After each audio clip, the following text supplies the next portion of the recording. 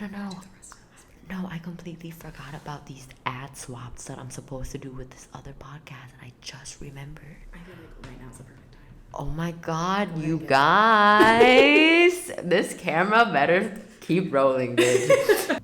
All right, everyone. Before we start this podcast, I just want to tell you guys a little bit about Overtired. It is one of the podcasts that I have talked about before here. If you enjoy us and you enjoy contents that are relating to mental health, but also about technologies, pop culture, TV, tech, like all of these different things, Overtired is a great place for that. If you know anything about Overtired, you know that it's a podcast that covers an eclectic range of topics in the most real and raw way possible. Christina Warren, Brett Terpstra, and Jeff Severns Gunstill.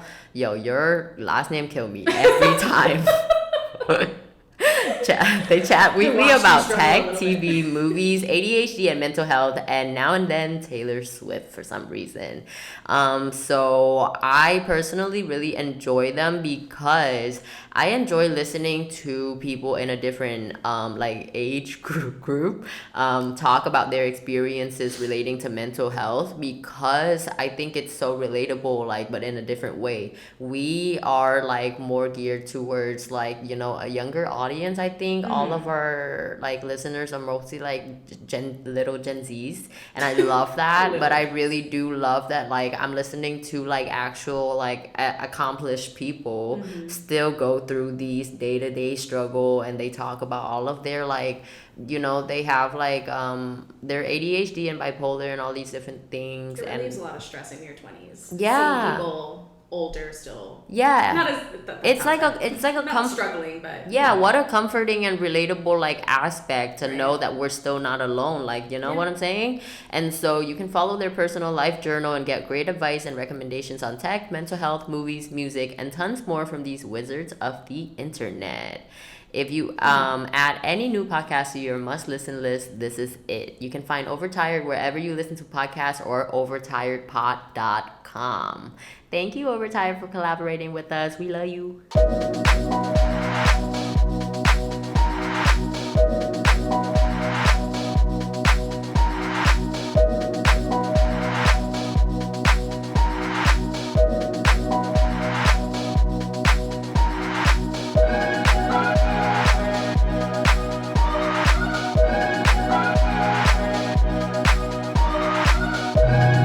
Hello, everyone. Welcome back to the motherfucking #1 comedy podcast about mental health. Welcome back to Mental Chillness, you guys. I have another very buff mother in the house. I have a dear friend of mine and a partner of mine in a different endeavor. I have Tayna in the house. Hello. Thank you so much for being here. Yeah, I'm excited. Yay! How are you today? I'm good. I wore shorts today. Yes. And that's a big step for me, so I'm good. Talk about it. I wore shorts today. I never wear shorts. I haven't worn shorts since like fucking 2016, dude. Oh, for real? Yeah. Damn, and then, that's a long ass time. You know, body dysmorphia. I said, ooh, shorts look terrible on me. And then, I don't know, I was on my Maddie from Euphoria shit today. Yes, that top is giving. Shorts. I said, oh, she's kind of cute. It's okay. So, I'm not really a short gal either. I'm not either, and maybe that's why I don't wear them. Yeah. But, I don't know. Today, I was trying to go on like a dark spandex vibe. So we love it. I really do love the biker short girlies. Like, I really love it for them. I do. Not necessarily for me. I think it's because I'm kind of short. I don't know if I'm in the frame. I'm pretty sure I am. Okay. All right, everyone. Sorry, I'm in here. We out here. But I think I have like kind of short legs and kind of a weirdly long torso for like a short person. So then I never think like shorts look good on me. But I do like my legs. It's not that I hate my legs or anything. But I love a nice long pair of legs. Like, I think like tall girls run the world. Run the fucking world. Like, literally step on me. Like, I need you to be 6 feet in 6-inch heels. Dude, That's what I see. know. Yeah. I fucking wish. I want to climb a bitch like a tree. I just need like a solid knee surgery to Oh. elongate these lips. Well, it exists. It does. Oh my God. Everything exists. Oh my God, You can dude. change your eye color. Can you fucking believe that it's like literally a year? Okay, so you have to cut your legs. And The recovery is crazy. A year. I don't think you ever really recover from you it. can't walk. Like, you Yeah, can't. you have to go through like physical therapy. Yeah, that's so like anything for fucking 2-3 inches, bro. Are you serious? First of all, it's $75,000. Yeah. Second of all, is that worth it, bro? Like, No, not if I can't like exist for a year. listen, girl, the fucking cure to everything and anything and everything is a good personality, okay? Trust me, I used And to be drink your ugly. water. Oh my Apparently, water is the fix for everything. Exactly. I feel very amped up right now. We're just catching up because we haven't seen each other in a while. I know. You know, and when you're like catching up with a friend and you're like spilling the tea with each other and like, you know. It's my favorite. Honestly, that's one thing I really appreciate in my adulthood. Because I feel like I didn't have as many things to talk about as a kid. Or like even in high school or like fresh out of high school. I didn't have anything going on. What the fuck did I have to talk about? I was 19. You know what I mean? Like, and now it's cool having conversations with people your age or even older and just my favorite is older. Oh, yeah. Like, talking to older people, I naturally, like, just How much older? Any older, actually. Well, I mean, I naturally just navigate towards older people. All my friends are older than me. All my friends are literally in their 30s. Yeah. Like, all my besties, literally in their 30s. Yeah. That was like the first collective meet. I was like, oh, Khan's mature. Yeah. Oh my God, literally. Like, I don't keep up with people my age because I feel kind of like an alien with them. Like, when I see actual Gen Zs that are like that act like 22, 23-year-olds, I'm like, you go, girl, because I don't know what that is like.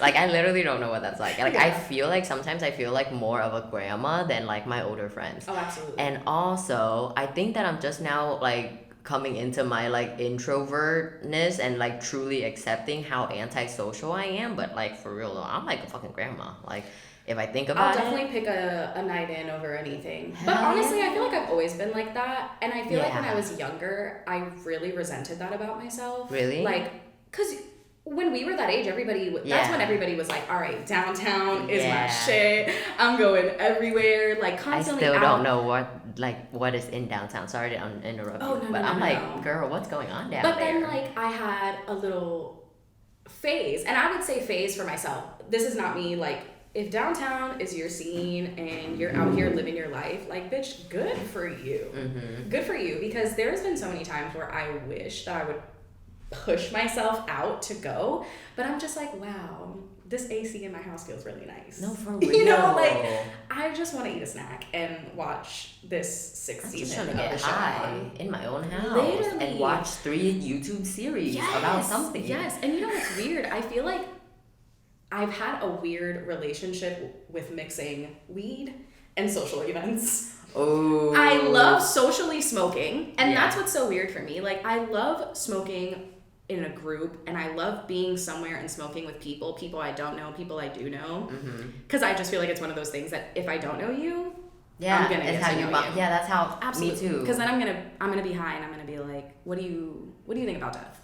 Oh my Does God. death scare you? Well, sometimes when it's too big of a setting, honestly, when it's too big of a group and I don't know or vibe with most of the people of that group, I should completely shut down. Oh, I'm a hermit. Bitch, oh my God, one time I literally, so I threw like, this was in my party phase, quote unquote party phase, and this was when I first moved out and everything, so I was like throwing parties all the time in my apartment and shit, and one time I threw a party one night, great party, went well, whatever, everybody wanted another party the next night, so everybody came back to my house, and we were all standing in my kitchen like smoking in a circle, and they're all talking, and literally for like an hour, I'm like, I have not said a single word, and this is my own house. I'm in these people are in my house right now. Like, that's what happened at the last pie event. I literally was just like, that is so. Sometimes when we do the collective meets, sometimes I want in my mind, I'm like, okay, I'm looking out for all of us. I do want to say, let's not get so violently smacked today, so that we can like. Are weird about it. Exactly. It's because, but it's literally just there's like 3 of us. Me, Ro, probably like one other person, Chico. That's like we're like constant, you know. So we don't have like a threshold of. Most of the people in the collective, though, sometimes it's kind of funny. I watch some people not say no to the blunt rotation, and it's the 17th hit, and there's. I know that I see the regret in their eyes when they take the blunt, and I'm just like, it's okay, girl. You're in a safe space. Yeah. Get as high as you want. Yeah, and that's why, like, I will, right? Yeah. I'm like, no, I do enjoy all these people. Yeah. I feel comfortable. And they don't give a fuck if you just. Nobody gives a fuck. Yeah. Like, majority of the time, if I'm out and I'm violently high and paranoid or like super self-conscious or something, nobody gives a fuck. Exactly. Not a single human. Exactly. Like, if I'm surrounded by strangers, they could give a shit about me being uncomfortably high. Literally. Because for me, that's what it gets to. If I'm violently high, depending on who I'm around, it's like it could go, oh, I'm violently high, this is a great time, or I'm violently high, I'm gonna cry. Well, this is a lot. For me, when I'm violently high, I just cannot be left alone to complete any task, including getting myself back to my hotel room, because I literally was so fucking smacked in New York, bitch. I literally was just in the corner of the street next to my hotel smoking. Not even a full joint, but I had already like not smoked for a little bit, and then this was like my first like big ass joint that I was smoking. I was like, hell yeah, I'm gonna get high, scroll Tumblr in the streets of New York. Not Tumblr. That's literally like what I was doing. Not Tumblr without the porn. I know. Oh girl, the porn is there. Oh, okay. It is. You just have to find it. Okay. But I thought they put hella restrictions on the app. They do, but it's literally still there. Like I have so much porn on my Tumblr. It's so fucking yes. Someone's gonna get that porn on Tumblr. Hell yeah. There is a collective of us getting that porn on Tumblr, baby. But yeah, and then I smoked because I was gonna go to sleep, and then I went back into my hotel, and I was at the elevator, and there were like so many fucking people there, and I was just like, oh my god, okay, just remember the floor and remember the room, right? So I went in, pressed my floor, everyone starts talking, some girl compliments my shoes, I'm high as fuck. That always kind of pulls me out of it though. Yeah. If I get like a compliment or I feel the need to compliment somebody, then it like kind of brings me back to reality. Because I say I'm like, oh, I'm a human. No, yeah, same. But then I say thank you, and then I'm like, oh my god, did that just happen? Or I'm like, did I say thank you weird? No, like literally. You think I made a face? And then they started making jokes at me, and I'm like, guys, I'm smacked right now. I can't do this. Strangers? Or yes, strangers. No, I was in an elevator with a bunch of strangers going on a very high fucking floor. So I was in there for a while. And then, bitch. What felt like an eternity. I got out, went to my room, couldn't open the door, called my sister, didn't have service, freaked out, walked back and forth, like literally for like 7 times. And in my mind, I was like, how am I gonna get in that room? How am I gonna get in that room? She was literally just in there not answering her phone. Okay. You know what I'm saying? adding more to the panic. And then, dude, literally, I was like so fucking high when I got in that room. I felt like Mission Impossible. Like, truly. I just did that. And then immediately after, I was like, I need to stop smoking. And then immediately after, I was like, ooh, a sandwich. Literally, I have that conversation with myself too often. I know. I think just accept it. Some people are just stoners. I'm just kidding. But yes. Yeah. I think so. Like, I mean, okay, so I enjoy smoking. I enjoy the act of smoking. I do. And I enjoy sitting there, rolling up a joint for myself. I enjoy sitting there smoking by myself. It's something I enjoy doing by myself. It's also something I enjoy doing with others. It's how I break the bond with, you know, a stranger or my friends or that's how I make a bond, actually. Oops. But like it's I said break the bond. We get really weirdly high and then we never talk again. Sometimes that is what happens to the wrong people. Well, that's how I shoot them out. I'm like, well, you can't hang. Yeah. Or actually, I can't hang. I said I gotta work early. Literally. But I actually really enjoy smoking, like the act of smoking. It's something that I like really find like very, it's sacred, the word.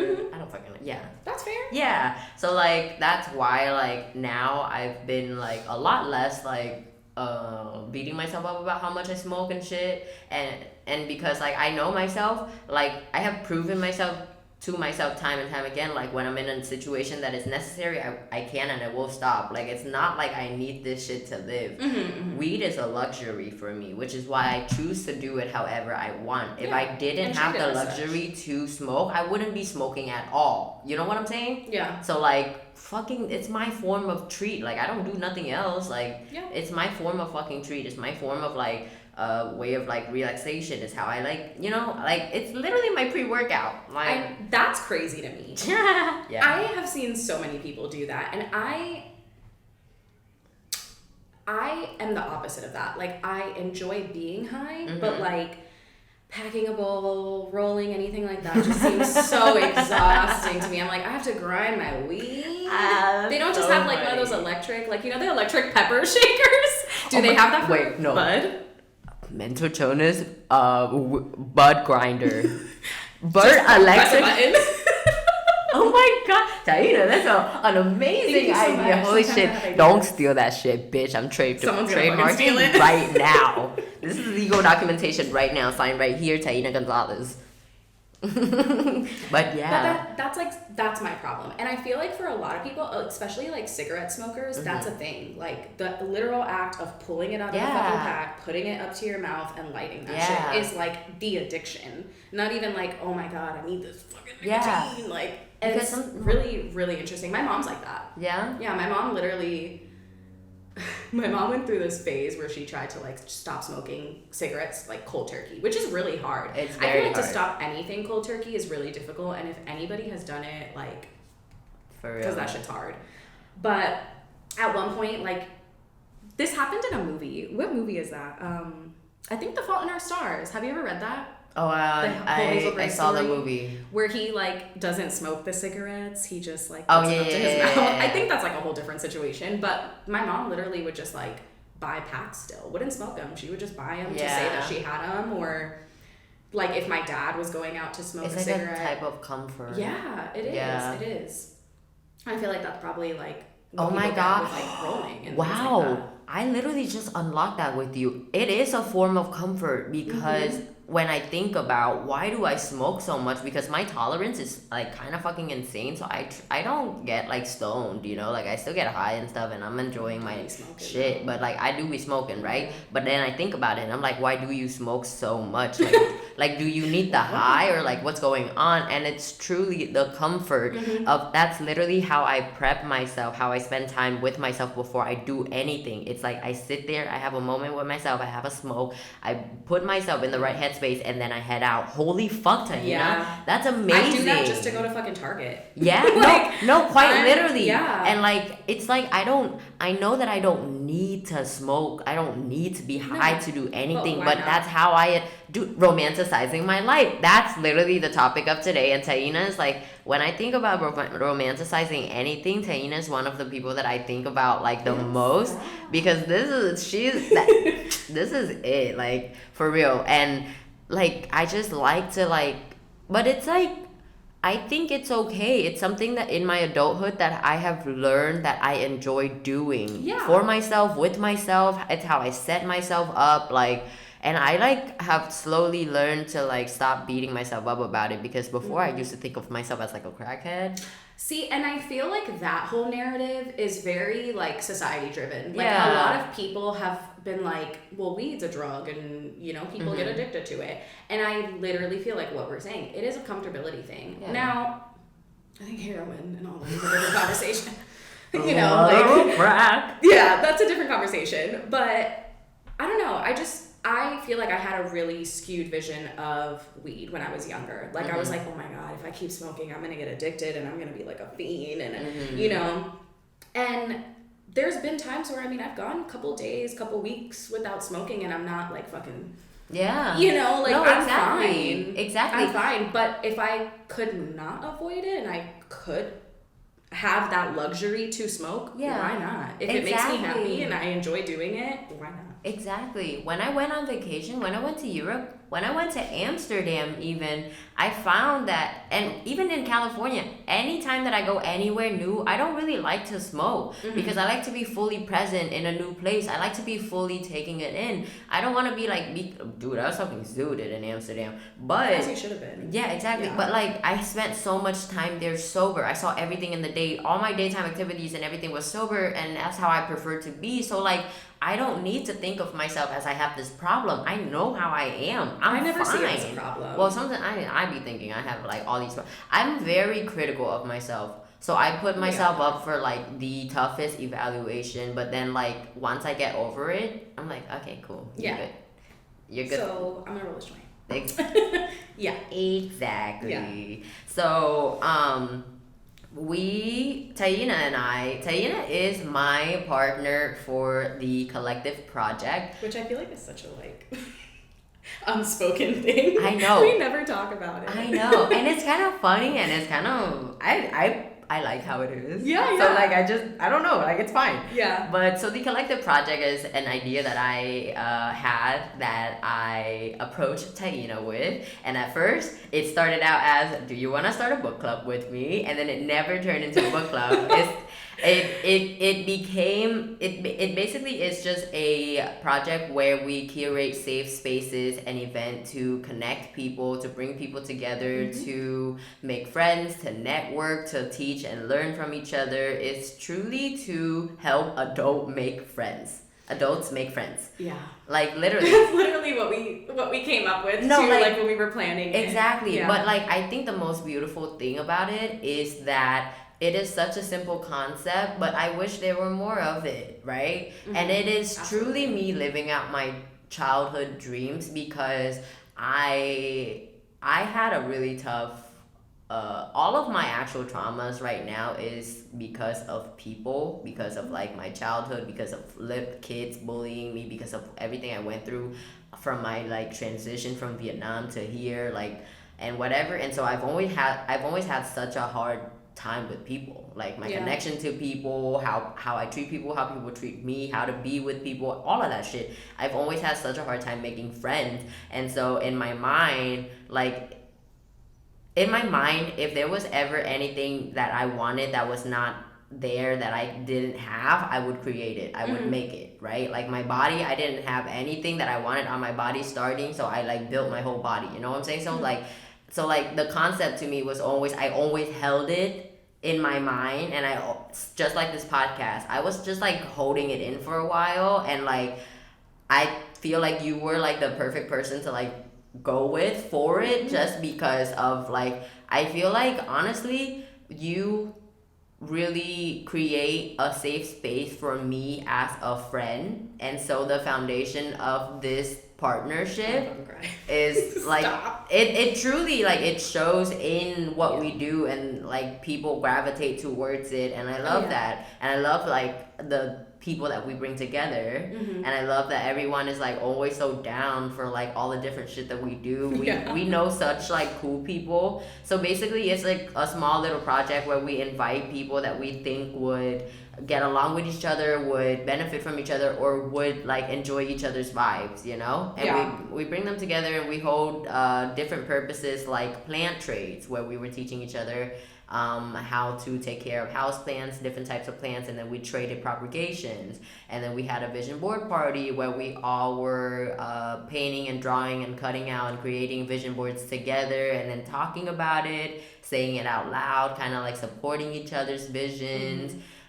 Just all different kind of shit like that. So yeah, I feel like I talked for so long. Just now? Yeah. No. Jesus fucking No, Christ. that is what it is, and that's like the smallest version of it. Like, our vision board party was the shit. I know. That was turned wild. out awesome. Really, really Shout out cool. to IDF, shout out to Don and the boys for holding that space. Absolutely. And like, honestly, the collective, like the fruits are already, you know what I'm saying? Because Don is like, like a prime example of how the collective works, right? So I met Don through Akile, one of our old podcast guests and another local Orlando podcast. She put me onto Don because she records at IDF. Yeah, so she put me onto Don because she records at IDF, and so she put me onto him, and that was when I was looking for a space to host the vision board party because that was our biggest event. It was like 40 fucking people there. It was a shit ton of people. Yeah, I'm sorry that there are like these different little fucking fruit flies. I know, and I'm like, I need to remove because I'm every episode I'm like, I'm playing like fucking Fruit Ninja, bro. Damn, R.I.P. That was a good ass game. R.I.P. to like first generation iPods when I couldn't like have a phone and didn't have anything else to do except for Angry Bird. And I was just talking to somebody about that. Yeah. Like how you would have to carry your iPod, your phone, your camera, like everything in one bag. Like if you were going to fucking Disney, bitch, you gotta have like 18 devices. Yeah. That's why everybody has backpacks. I like, know. Now you see everybody carrying around like little fucking fanny packs or nothing or like little side bags. Back then, everybody had like campers and shit. Yeah. I cannot imagine those days. I'm not made for those days. That long ago. That's what's the craziest thing. Okay, but listen, I am a convenient bitch. Okay, I am like all about convenience. That's why I am like a luxurious queen. What is luxury? Convenience, and that's all I ever want to do. I just want to pay for the most convenient thing, and it's because these are the little things that I like about my life, and this is how I choose to romanticize it. I choose to just fucking afford the convenience, right? I saw somebody say like something along the lines of like, I don't want to like alter, something along the lines of like, I don't want to like change my interests. I want to be able to afford them. Absolutely. You know, like, that's what I have always like kind of like, that's how I've always kind of lived my life. Like I'm not gonna alter my outcome. Right? Because I am in control of my outcomes.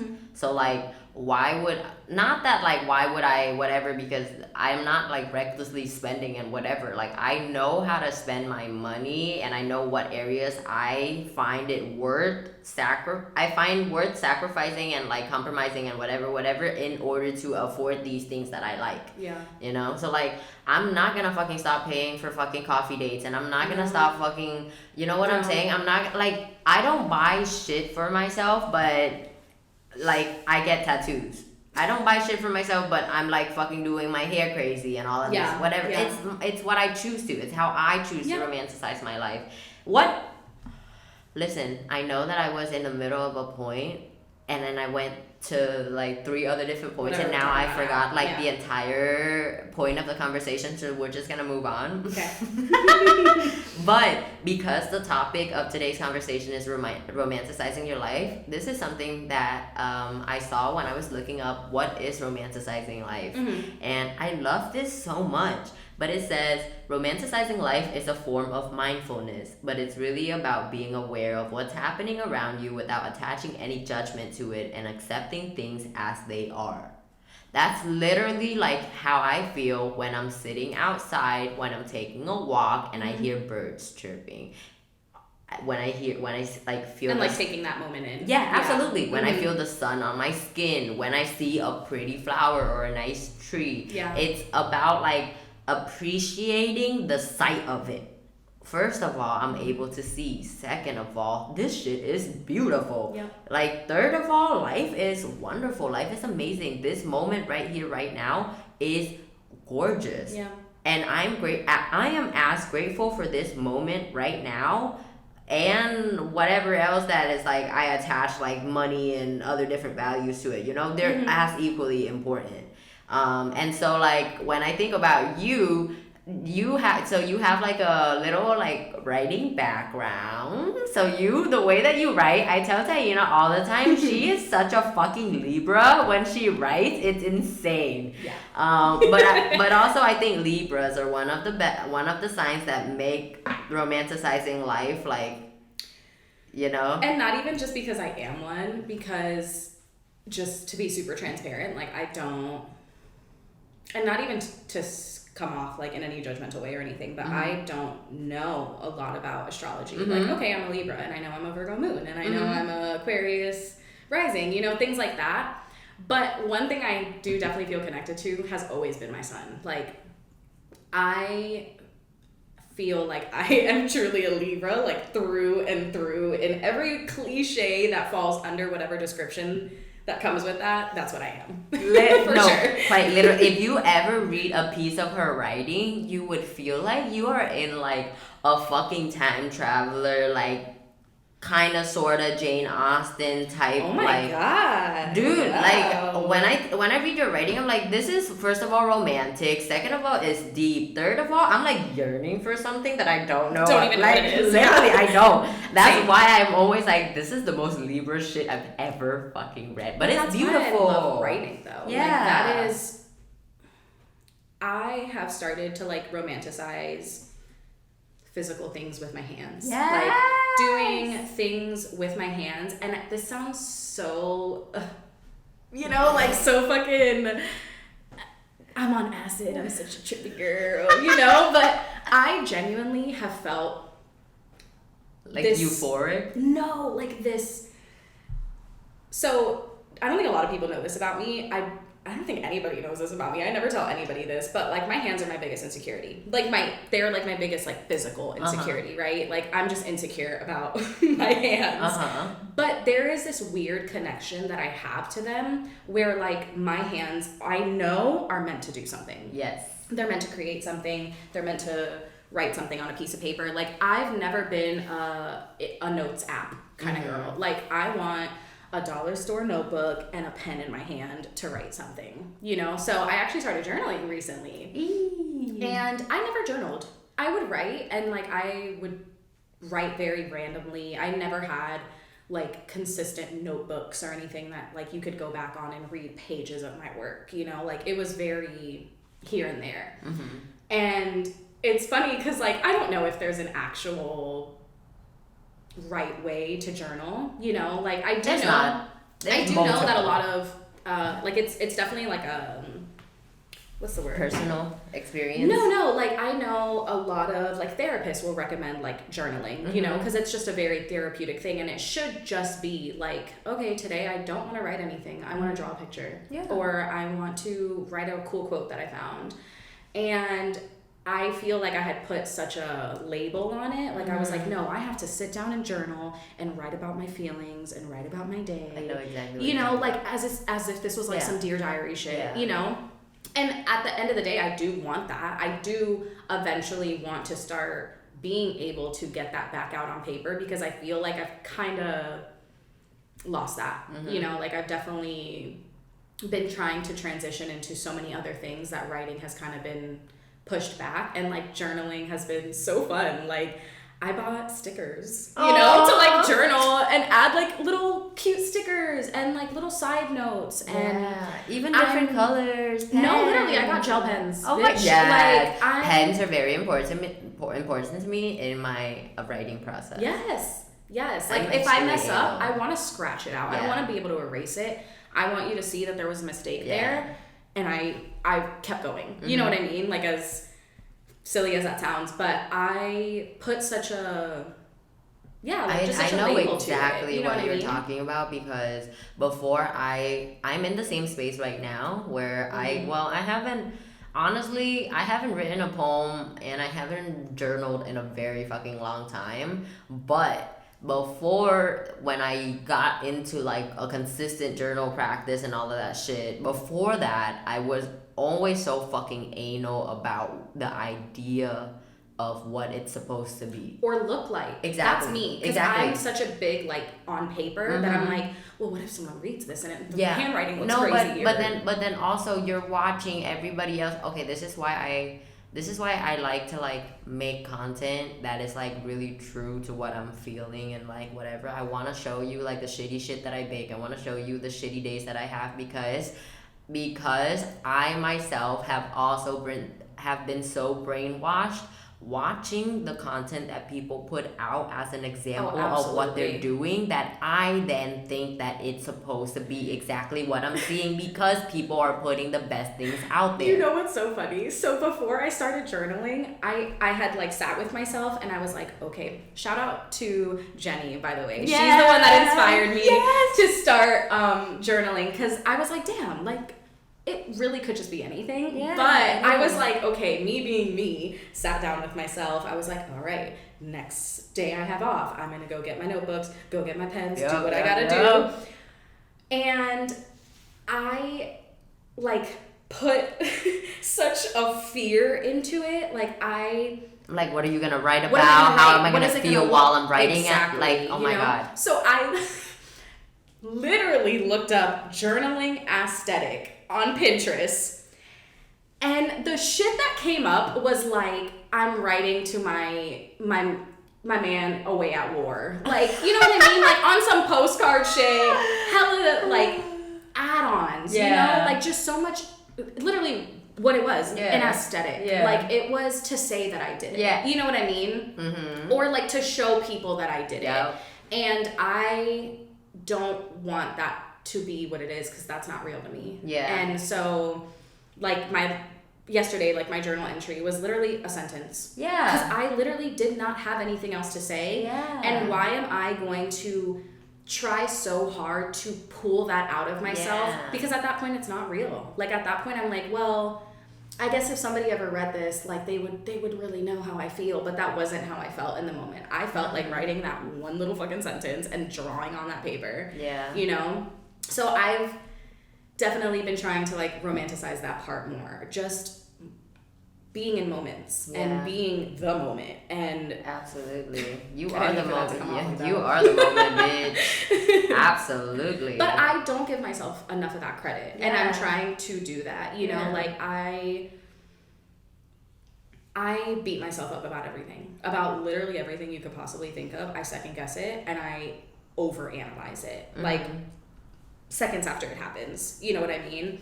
Like I went to Tijuana Flats the other day, and the server that was like handing me my to-go order was tying up the bag, and I grabbed it from her like mid-tie.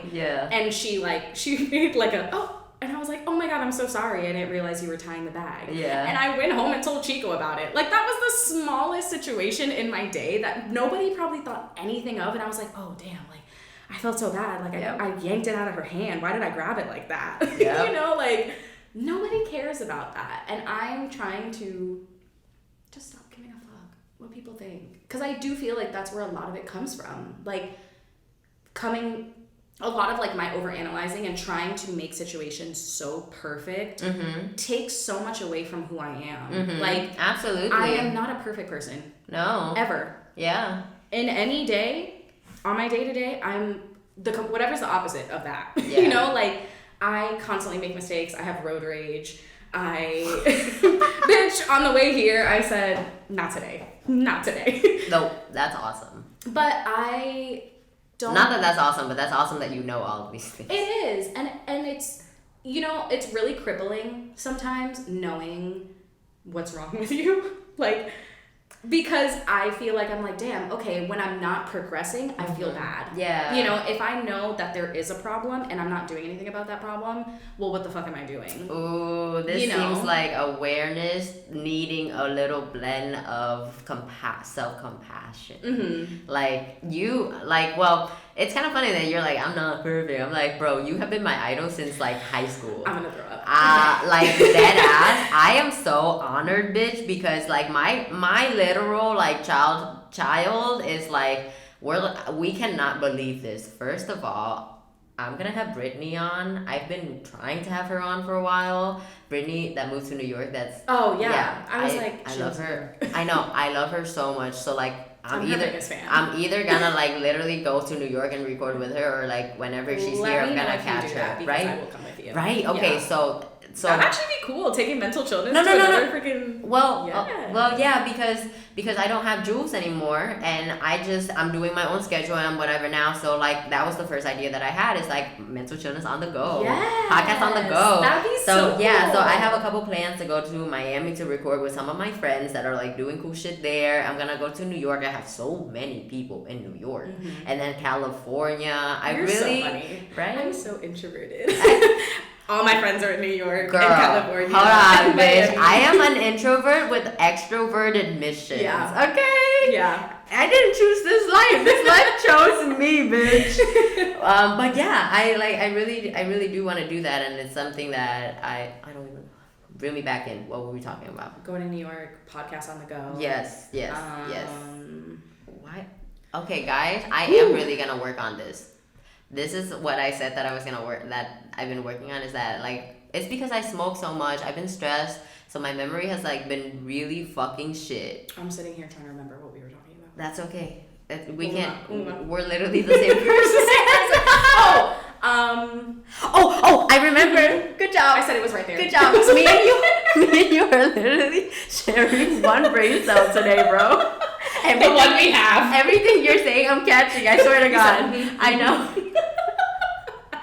I know you're gonna get it. Okay, so Brittany, anyways, literally, you guys have literally been like the idols of my life, and I can't believe that I'm like friends with all of you, and like literally everybody. When I was younger, Jenny was literally like my idol. Jenny was my idol. Jenny was Jenny is still my idol. Still till this day. You were my idol. Freaking Brittany, Vanessa, like all of you bitches are my friends, and I'm like, what a full circle moment. Like I'm having like a full moment right now. But like, and so I have always seen, not that I have always seen you as perfect to put that pressure on you, but I really have always seen you up there, and I view you like nothing you could do, like nothing you do could be wrong, like literally.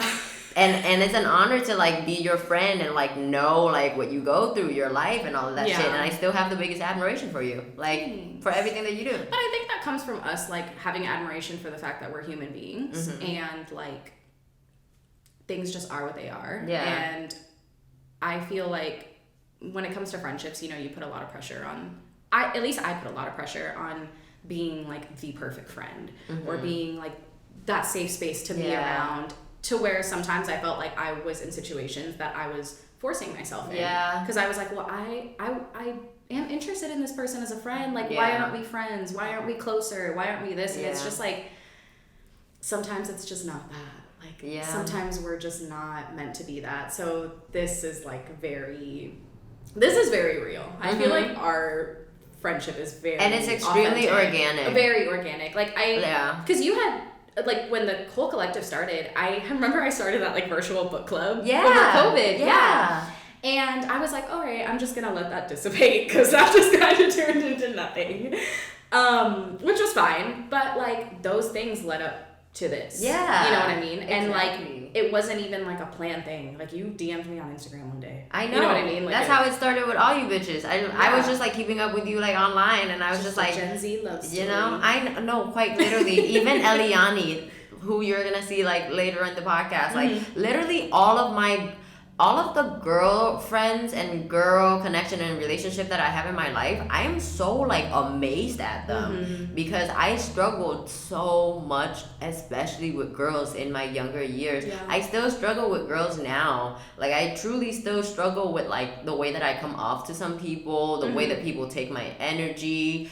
God, same. All of my fucking straight male friends and their girlfriends, what is that about? I don't know, but I'm literally not doing anything. Like I still struggle with that. You know what I'm saying? But like I have always just struggled with friends, and especially girls. And I have done my fair share of shit that I should be receiving, like, you know, be in the karmic circle for and whatever. Like I have been a bad friend. I have like whatever, but I feel that right now it's so cool for me to see me kind of like mend areas of myself that I have always struggled with. It's very cool to see people supporting me now, because I know that it's genuine, because I genuinely support myself. It's very cool to see friendships and relationships and stuff work out, that don't work out, but I'm able to see like, damn, because of this past mistake that I did, or because of this past relationship, or because of this past version of myself that I was, I totally understand like how I ended up here with this person, and how I ended up with a person that did this to me. I totally, not that I deserve it, not in a, yeah, I was like, that could turn into like, no, I deserve bad things. No, I don't think that I deserve bad things that happens to me. But when bad things happen to me, I can totally understand that it's not personal and it's not happening to me, but it is happening for me to see like what I deserve and what I did in the past that I didn't like about myself, and how I can correct it. That's like my theme for 2023. Stop taking shit so personal. Yo, like, absolutely. And I'm saying that to myself. Yeah. Like I have a really bad habit of doing that. And you know why? Like, I feel like it's because like I said, I try to make sure that I'm being like this perfect person to be around. And it's just not realistic. Yeah. Like, so, bitch, I just lost my train of thought. Not taking things so personal. Not taking things so personal. Oh! You said, but I got it. But yeah, like, I feel like I take simple things so personal. A conversation. Why'd she say it like that? Oh, well, maybe she's not hanging out with me today because like she just don't want to be friends anymore. You know, like whatever the case is. And I just don't want to give a fuck. Yeah. And not in a shitty, like, dismissive way, like where I don't care about people's feelings, or I don't feel like I owe anybody anything, because I don't believe in that narrative. I believe that you owe everybody like grace and compassion. Same. And respect. And, respect, all that. Like, you are not superior to anybody to be treating anybody like they're less than you. But I do want to stop giving less of a fuck about how people choose to treat me. Yeah, because it's not. And don't get me wrong, like, I can take accountability and I can take responsibility for the same thing. Like how my shitty actions are now creating reactions and creating like weird situations in my life and weird connections and things like that, where I do have to kind of dissect it and be like, is this for me or is it not? But I feel like that's coming from me deciding what is for me and what is not. You know, and I feel like before I would just take shit and take shit and take shit, and I was just like, okay, well, I'm just gonna keep taking it and see like how I can make it better, how I can fix it, how I can do something to make it the situation I want it to be. When in reality, like, it's just not fucking meant to happen. You know, like, it's just not meant to be. And I want to stop being such a.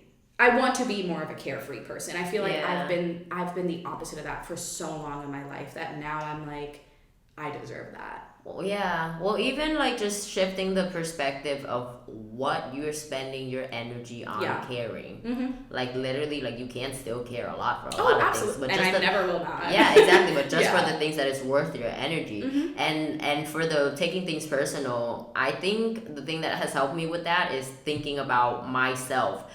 Nothing I do is because of those people, and so I don't take things that the people do to me, like, I don't take it as, oh, they're doing it because of me. I always try to take it as they're doing it because of their own life and something that's going on with them. Not that I'm denying accountability of myself. I know when I do a thing, and I know what my actions do, and I know who I am, and I am aware of my own shit, but I do not take any unnecessary, like, when people yell at me, when people give me bad energy, when people give me anything at all, when people, like, are rude or whatever, like, I don't take that personal, and I don't allow that to alter the way that I am towards them. Just because you are one way doesn't mean that I have to mirror exactly who you are. I can still be who I am and stand my values no matter how you are treating me, because this is only showing who you are and showing who I am. Yeah. Like, and like I'm very grateful that I'm very grateful that I realized this very early on, that I don't have an interest in fixing anyone. I don't have an interest in making anything better for anybody besides myself and who I can actually immediately impact around me, the people that I care about, people that are like the closest in my life. And then I truly don't take shit like personal, not really. Before, when I was more insecure and I didn't have my shit worked out and whatever, and I was less aware, I was taking more things more personal because I was more reactive. But yeah, because like I didn't have the biggest understanding of myself. I didn't really trust myself. So a lot of things can affect me. Yeah. And so now I feel that because I'm in a different place. A lot of those things towards you. Yeah, exactly. And like you think, and in your mind, like that's your life. In your mind, like this is how life is. But like, no, you have to decide how you want your life to be. I want my life to be peaceful. All I want is peace. All I want is peace and a deeper understanding of everything, which is why I surround myself with people who are so smart. You just put that into words for me. Yeah. Because I feel like I am constantly like, what the fuck am I looking for? Should I be looking for anything, you know? Or is that adding a certain pressure to myself and pressure to my life? Like, and that's what I mean, like, just not taking things so personally. Not taking a moment at the grocery store so personally. Like, that cashier's probably having a terrible fucking day. Yeah. It has nothing to do with me. I'm going to be my kindest self to her because maybe that'll change something, you know? Yeah. Sometimes shit's hard. With shit like that, I try to put the facts, you know? I try to think about the facts. So, like, I'm at the grocery store, somebody's being rude or whatever the fuck. I think about, A, I am so fortunate to have a job. B, I'm so fortunate to have a job that's not this. C, I can imagine what the stress of doing this is like because I have had jobs before where it might be similar. D, I blah, blah, like I just list out all the facts and then I'm like, see bitch, like you're good. Because it helps me reel back into the mentality of appreciating what I have instead of what I lack. And so therefore I can be more compassionate, I can be more understanding, I can be kinder to people even if they don't deserve it. I honestly, like, I truly, like, I like to kill everyone with kindness. I don't like and kindness doesn't mean that I'm fucking stupid and I'm letting you take advantage of me and whatever. No, like I know my shit, but also I'm still going to treat you nice. I'm still going to treat you kindly because whether you are shit or not, I'm taking that upon myself as this is how I choose to be. Yeah. Even towards you. Yeah. But I will beat a bitch up. Exactly. Honestly, does anybody want to fight? Because I'm ready. Nah, come bitch. Let's go. I'm in the mood. Okay. I don't know what's going on, but I've been like fucking just a little feisty. Yeah. You know. I have been too. Yeah. And I feel like that's coming from these new discoveries about myself. Yeah. Like I am really leaning into a new confidence. Yeah. It's really interesting to see.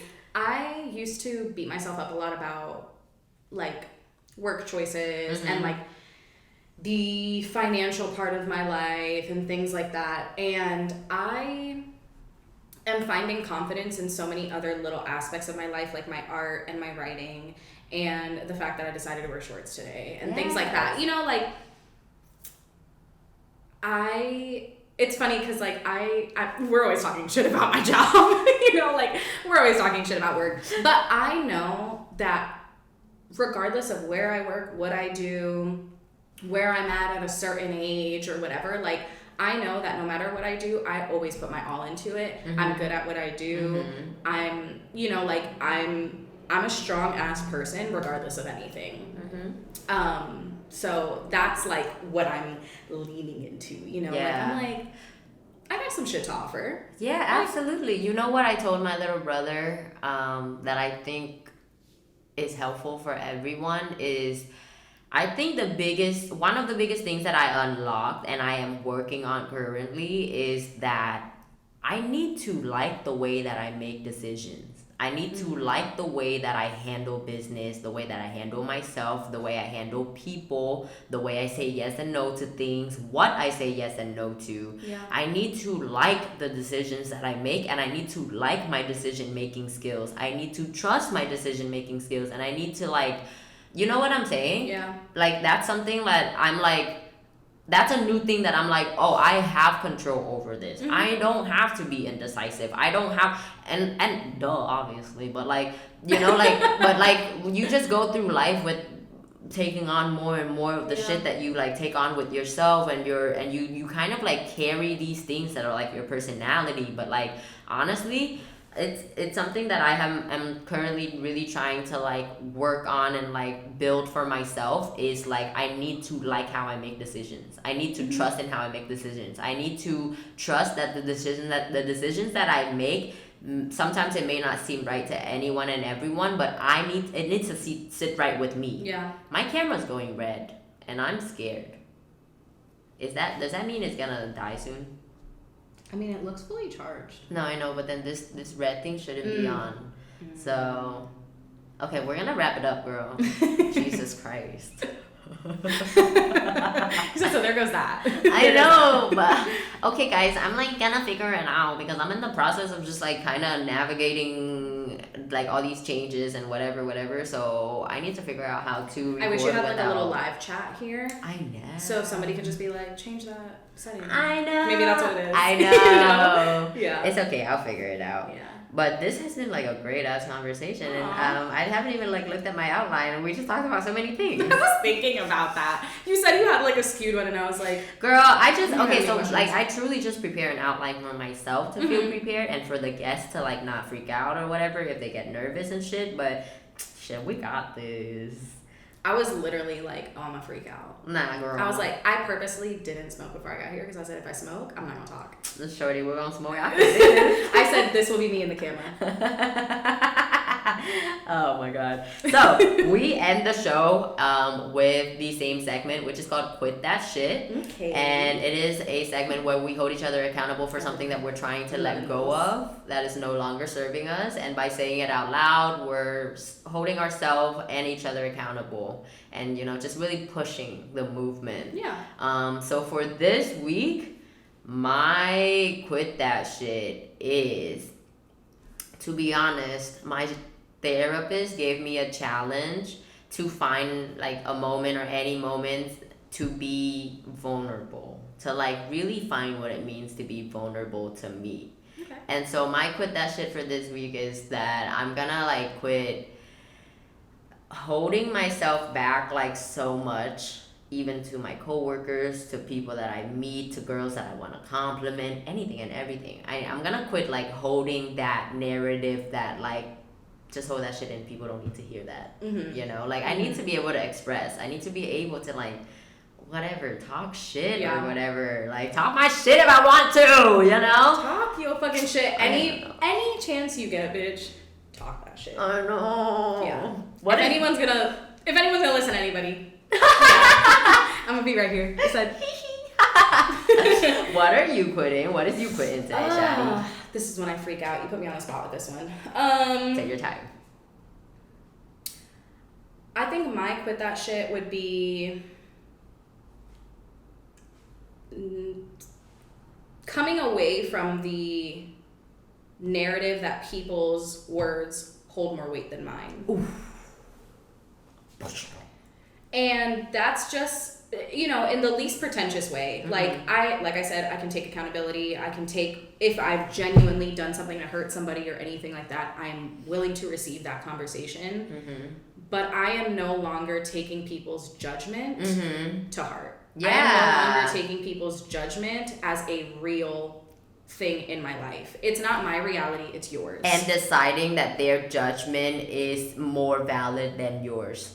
Right, like because, as if, like I'm not judging myself on my own. You know what I mean? Because I think it ties into you not taking things personally. When someone approaches you with something, you have to be able to evaluate, does this have anything to do with me? And if it does, then you take accountability. But if it doesn't, you just fucking like move on with your day and understand that this person is working through something and you can either engage with it or not. But at the end of the day, bro, that shit ain't got nothing to do with me. You know?